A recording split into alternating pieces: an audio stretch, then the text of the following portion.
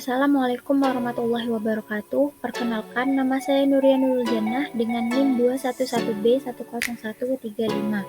Saat ini saya sedang menempuh pendidikan pada program studi bimbingan dan konseling di Universitas PGRI Pro Jember. Pada kesempatan kali ini, saya akan mempresentasikan tugas pada mata kuliah bimbingan konseling pribadi sosial yang diampu oleh Ibu Nailul Fauziah. Pembahasan yang pertama yaitu pengertian bimbingan konseling pribadi sosial. Bimbingan konseling pribadi sendiri adalah layanan bimbingan konseling yang diberikan kepada individu untuk menemukan dan mengembangkan diri sehingga menjadi pribadi yang mantap dan mandiri, serta mampu untuk mengoptimalkan potensi yang dimilikinya. Sedangkan pengertian dari bimbingan sosial adalah layanan bimbingan yang diberikan kepada individu untuk mengenal lingkungannya, sehingga mampu bersosialisasi dengan baik dan menjadi pribadi yang bertanggung jawab. Sedangkan pengertian dari bimbingan pribadi sosial merupakan upaya layanan yang diberikan kepada konseli agar mampu mengatasi permasalahan-permasalahan yang dialaminya, baik yang bersifat pribadi maupun sosial, sehingga mampu membina hubungan sosial yang harmonis di lingkungannya.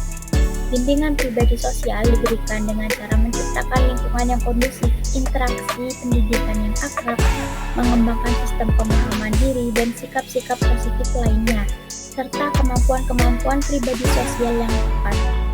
Pembahasan yang selanjutnya yaitu tujuan bimbingan dan konseling pribadi sosial. Tujuan dari bimbingan konseling pribadi sosial sendiri yaitu agar konseling memiliki sikap-sikap di bawah ini. Yang pertama, agar konseling memiliki komitmen yang kuat dalam mengamalkan nilai-nilai keimanan dan juga ketakwaan kepada Tuhan Yang Maha Esa. Yang kedua, agar konseling memiliki sifat toleransi terhadap umat beragama lain. Yang ketiga, agar memiliki pemahaman tentang irama kehidupan. Yang keempat, agar memiliki pemahaman dalam penerimaan diri sendiri baik secara objektif maupun konstruktif. Yang kelima, agar memiliki sikap positif atau respect baik terhadap dirinya sendiri maupun terhadap orang lain. Yang keenam, memiliki kemampuan untuk melakukan pilihan secara sehat. Yang ketujuh, memiliki rasa tanggung jawab. Yang kedelapan, memiliki kemampuan dalam berinteraksi sosial. Yang kesembilan, memiliki kemampuan dalam menyelesaikan konflik atau masalah. Dan yang terakhir yaitu memiliki kemampuan untuk mengambil keputusan secara efektif. Fungsi dari bimbingan dan konseling pribadi sosial yang pertama yaitu berubah menuju pertumbuhan. Yang kedua, pemahaman diri. Yang ketiga, belajar berkomunikasi yang lebih sehat. Yang keempat, berlatih tingkah laku yang lebih sehat. Yang kelima, belajar untuk mengungkapkan diri secara utuh dan juga penuh. Yang keenam, individu mampu bertahan. Yang ketujuh, menghilangkan gejala-gejala yang disfungsional. Kebutuhan dan perkembangan diri pada siswa SMP maupun SMA pada bidang pribadi sosial. Kebutuhan dan perkembangan pribadi siswa dalam bidang pribadi sosial yaitu menyangkut komitmen hidup beragama, pemahaman sifat dan kemampuan diri, bakat dan minat, konsep diri dan juga kemampuan dalam mengatasi masalah pribadi. Sedangkan kebutuhan dan perkembangan sosial siswa dalam bidang pribadi sosial sendiri diikuti keragaman tentang adat dan budaya, sikap-sikap sosial dan juga kemampuan berhubungan secara baik dan juga positif baik kepada orang tua, guru, teman sebaya maupun kepada staf sekolah dan masyarakat. Permasalahan yang meliputi bidang pribadi sosial. Adapun masalah-masalah pribadi konseling yaitu sebagai berikut. Yang pertama, merasa malas untuk melaksanakan ibadah, baik ibadah sholat, puasa, sedekah, dan amal soleh lainnya. Yang kedua, kurang memiliki kemampuan untuk bersabar dan juga bersyukur. Yang ketiga, masih memiliki kebiasaan berbohong. Yang keempat, masih memiliki kebiasaan mencontek. Yang kelima, kurang motivasi untuk mempelajari agama. Yang keenam, stres, depresi, dan juga putus asa. Yang ketujuh, belum memiliki rasa disiplin. Yang kedelapan, belum dapat menghormati kedua orang tua secara ikhlas. Yang kesembilan, dalam melakukan perbuatan tanpa mempertimbangkan resikonya seperti apa. Yang kesepuluh, merasa rendah diri.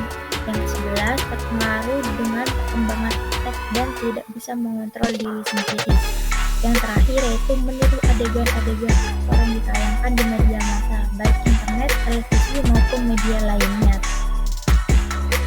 Sedangkan masalah-masalah sosial yang terjadi di lingkungannya diantaranya yang pertama, kurang menyenangi kritikan dari orang lain.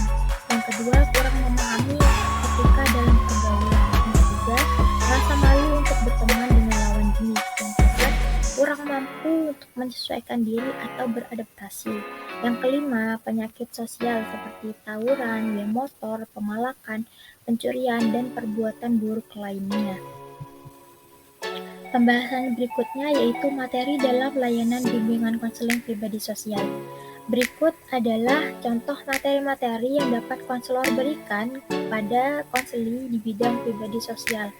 Yang pertama yaitu materi tentang pengembangan kemampuan komunikasi, baik secara lisan maupun tulisan.